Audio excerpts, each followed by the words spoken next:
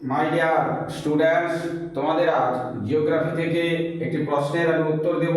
প্রশ্নটি হল, স্ট্র্যাটোস্ফিয়ারকে শান্তমণ্ডল বলা হয় কেন?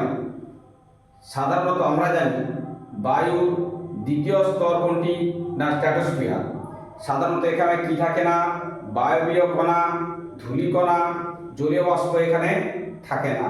তাই এই স্ট্র্যাটোস্ফিয়ারে ঝড় বৃষ্টি পরিলক্ষিত হয় না।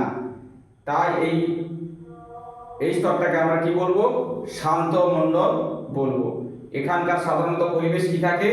শান্ত থাকে।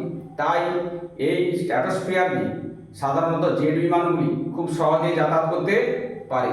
তাই স্ট্র্যাটোস্ফিয়ারকে শান্তমণ্ডল বলা হয়।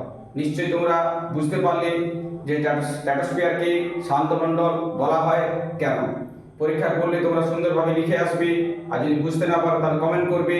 আর যদি বুঝতে পারো চ্যানেলটা ফলো দিয়ে সাবস্ক্রাইব করে পাশে থাকবে পরের প্রশ্নের উত্তর পাওয়ার জন্য।